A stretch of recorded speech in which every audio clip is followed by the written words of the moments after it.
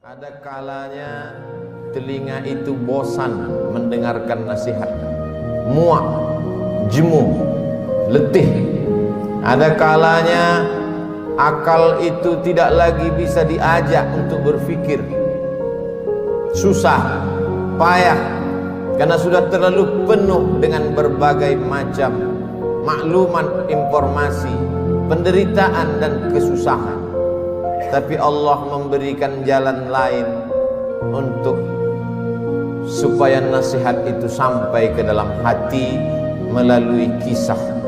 Maka kata Allah kepada Nabi Muhammad sallallahu alaihi wasallam, faqsusil qasasa, ceritakanlah kisah-kisah itu, la'allahum yatafakkarun, biarkan mereka berfikir, biarkan mereka merenung sejenak. Selama jantung masih berdetak, selama darah masih mengalir, mereka masih hidup, hati mereka masih bisa diajak untuk berkompromi. Mungkin kalau dinasihati tidak lagi masuk, tersumbat sudah telinga. Mungkin kalau diajak berdiskusi sudah tidak mempan, saking penat dan lelahnya penderitaan.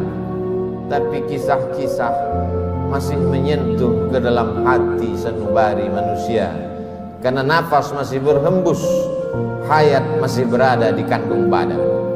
Bagi yang lama tidak juga dikaruniai anak, bacalah kisah Ibrahim alaihissalam yang tidak pernah muak dan bosan berdoa, Rabbi habli minas salihin, berilah aku anak yang saleh. Bukan setahun, bukan 2 tahun, 86 tahun lamanya menikah dengan Sarah, tidak juga dikaruniai anak. Menikah dengan Hajar, anak tidak juga datang. Mereka mengatakan istrinya mandul. Mereka katakan tangan mungkin punya anak, karena tulang sudah rapuh, kepala sudah diselimuti uban, mustahil punya anak. Tapi Allah ingin menunjukkan kuasanya. Pagi, petang, siang dan malam dia berdoa, Rabbi habli minas salihin. Akhirnya Allah berikan anak. Bukan cuma istrinya yang muda itu yang melahirkan anak, istri yang dikatakan semua orang mengatakan takkan mungkin punya anak, mustahil punya anak. 13 tahun setelah kelahiran Ismail, Sarah mengandung, lahirlah Ishak. Ketika itu umur Nabi Ibrahim 99 tahun.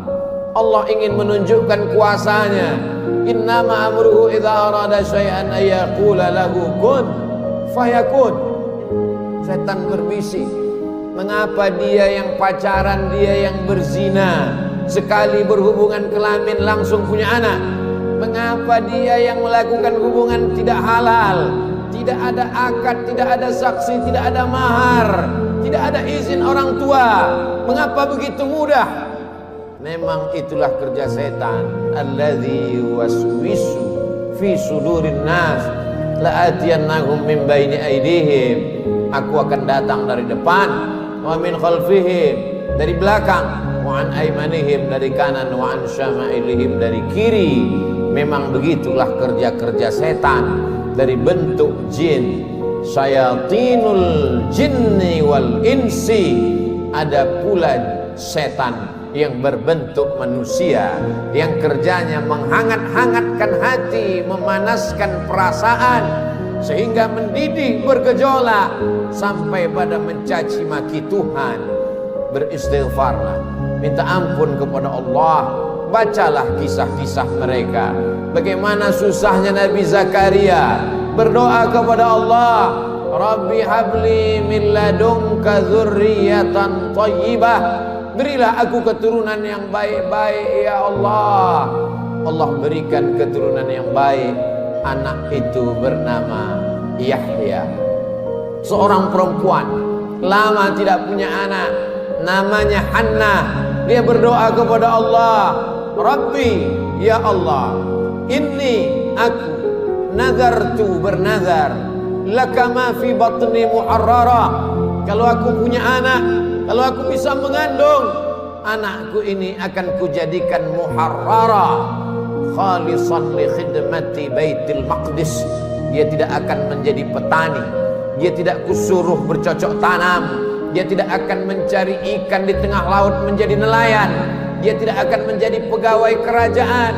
Dia hanya akan aku jadikan muharrara, menjadi pelayan Baitul Maqdis. Hidupnya hanya akan menjadi pelayan rumahmu ya Allah. Dia tidak ada kerja lain. Kuwakafkan anakku ini untukmu ya Allah. Fataqabbalaha rabbuha.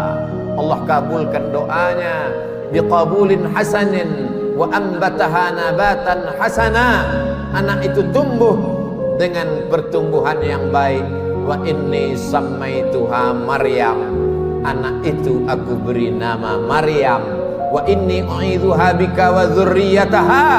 Aku minta perlindungan kepada engkau, bukan hanya kepada dia, wa dzurriyyataha, tapi sampai kepada anak cucunya, minasyaitonir rajim, supaya jangan sampai dia diganggu, digoda oleh setan yang terkutuk. Begitulah mereka orang-orang yang soleh. Ibrahim, Zakaria, Hannah, suaminya Imran, satu surat khusus untuk mereka. Nama suaminya Imran, nama istrinya Hannah. Hannah melahirkan anak Maryam, Maryam melahirkan anak Isa. Mereka orang yang dekat dengan Allah, tapi tetap diuji oleh Allah. Mereka orang yang dipilih Allah, tapi hidup mereka juga penuh dengan penderitaan dan kesusahan. Lalu siapa kita yang baru sekali dua menempelkan kening ke lantai, bermunajat kepada Allah, merasa hidup mesti senang, hidup mesti tenang, hidup mesti kenyang, padahal kita tak layak untuk menenteng sandal alas tapak kaki mereka. Kita bukan apa-apa dan kita bukan siapa-siapa. Bagi yang hidupnya selama ini berada di istana yang megah dan cantik, penuh dengan emas berlian permata harum semerbak, tiba-tiba tercampak dan terbuang. Bacalah kisah Musa alaihissalam, dibesarkan di istana Fir'aun, lengkap dengan pelayan, makanan pakaian terjaga bersih rapi, penuh dengan dayang-dayang. Sampai akhirnya dia melihat ada dua orang yang sedang berkelahi. Fawakazahu Musa. Musa melerai, jangan kalian bergaduh, jangan berkelahi. Tapi kedua orang ini tidak juga menghentikan perkelahiannya. Fawakazahu Musa. Musa meninju dan memukulnya. Orang yang dipukul itu mati. Dan kebetulan yang mati itu adalah masyarakat kelas atas, masyarakat keluarga Fir'aun. Musa takut, dia pergi bernaung di bawah kayu yang rindang sambil berpikir meninggalkan istana Fir'aun yang megah, gagah, perkasa. Ketika Nabi Muhammad SAW Isra Mi'raj, Nabi melihat dari Burak turun ke bawah. Dia lihat ada pohon yang rindang di tengah gurun pasir. Nabi bertanya kepada Jibril alaihissalam, pohon apa itu Jibril? Jibril menjawab, itulah pohon tempat bernaungnya Musa alaihissalam ketika dia terusir dari istana Fir'aun. Ayah tidak ada, ibu tidak ada, istri tidak punya, anak apalagi, sebatang kara, terbuang jauh dari istana. Satu-satunya berpegang teguh hanya kepada Allah. Orang yang bersama dengan Allah hatinya menjadi ramai walaupun dia di tengah kesunyian. Orang bersama dengan Allah dia bahagia walaupun dia dalam kesusahan dan penderitaan. Orang yang bersama dengan Allah tak pernah putus asa. Bersama dengan harta akan binasa, bersama dengan kemegahan, kemuliaan, jabatan akan berakhir. Bersama dengan dia, siapa dia? Al-Hayyu Maha Hidup. Bersama dengan dia, siapa dia? La ta'khudhuhu sinatun wala naum. Dia yang tak mengantuk dan tidak tidur. Ternyata itu hanya skenario Allah. Allah ingin melepaskan Musa dari gungkungan harta benda, dari cengkraman kekuasaan Fir'aun terlaknat. Allah ingin mempertemukan Musa dengan guru yang bijaksana, Syuaib namanya. Dari kejauhan Musa melihat orang ramai. Ternyata mereka ngantri untuk mengambil air di sebuah sumur tua yang pintunya tertutup batu yang besar. Tidak sanggup mereka menggeser batu itu, walaupun mereka berkumpul beramai-ramai. Musa dengan kekuatan yang dititipkan Allah menggeser batu itu. Dengan mudahnya tutup sumur terbuka. Nabi Musa melihat ada perempuan yang jauh di barisan belakang. Dia panggil perempuan itu untuk mengambil air. Ternyata perempuan itu membalas budi Musa. Dia mengajak Musa untuk berjumpa dengan ayahnya, karena ayahnya lama mencari pengembala kambing. Apa kata si anak? Inna khaira man ista'jartal qawiyul amin. Kalau kau ingin mencari pengembala kambing ayah, selama ini kau susah mencari anak muda, pilihlah anak muda ini. Dia orangnya jujur dan amanah. Dari mana kau tahu dia jujur? Ketika dalam perjalanan tadi aku di depan, dia di belakang. Angin bertiup kencang, pakaian lekuk tubuh terlihat. Dia suruh aku ke belakang, dia ke depan, karena dia tidak ingin melihat yang dilarang Allah. Dari mana kau tahu dia kuat? 30 orang laki-laki ingin menggeser batu besar dari pintu sumur yang menutup. Tak sanggup mereka sampai dia datang. Akhirnya Musa dinikahkan dengan anak Syuaib dengan mahar samaniya hijaj, 8 musim, 8 tahun lamanya mengembalakan kambing.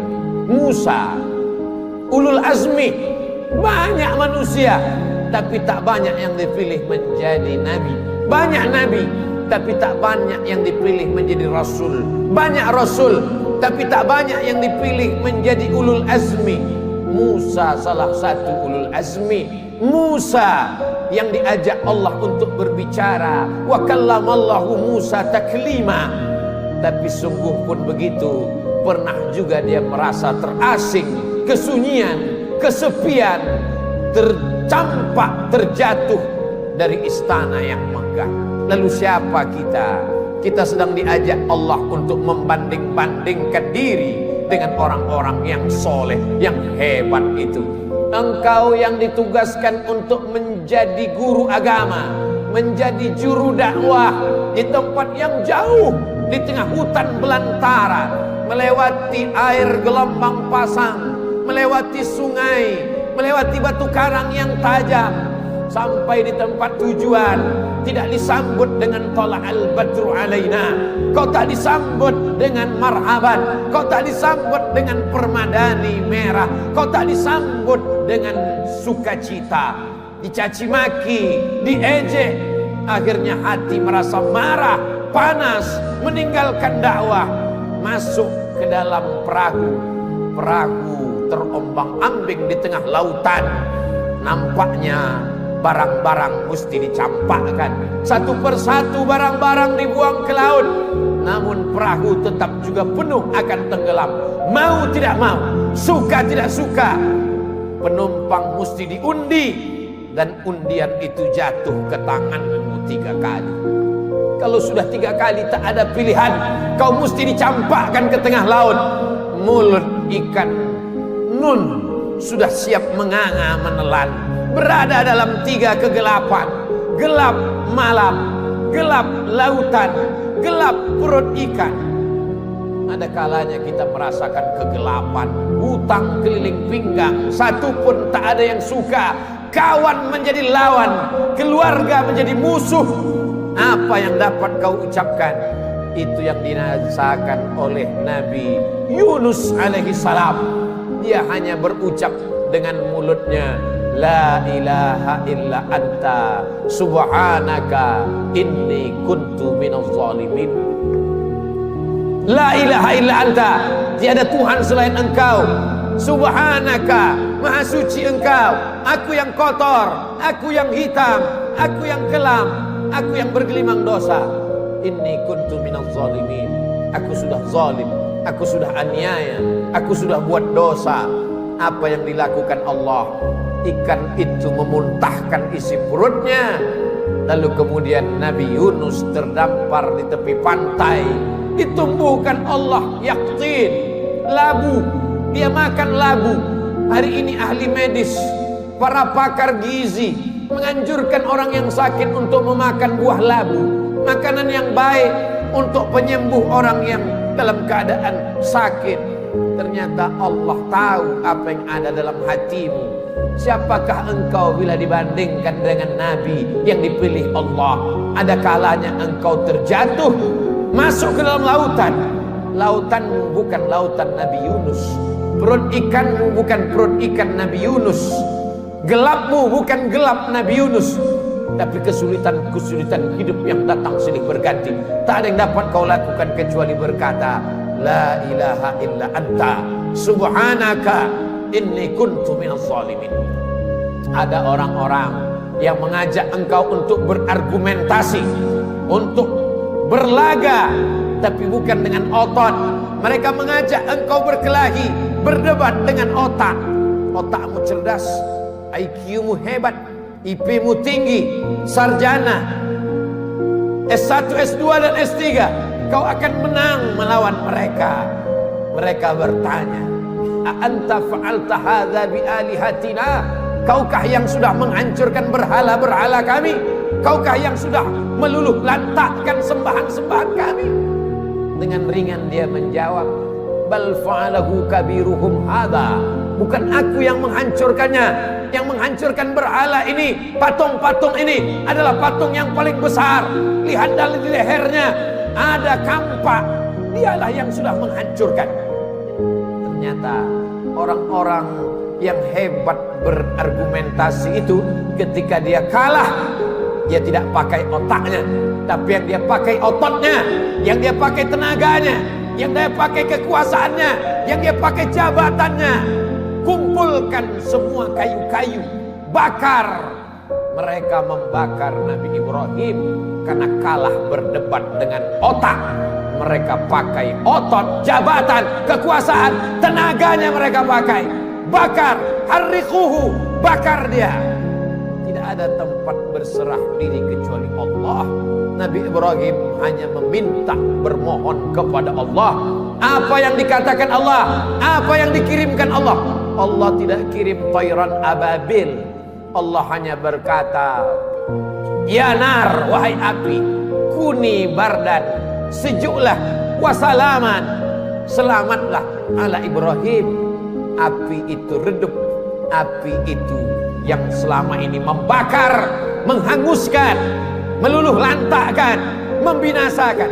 Tapi kali itu Ibrahim keluar dari api unggun dalam keadaan salaman ala Ibrahim, selamat untuk Ibrahim.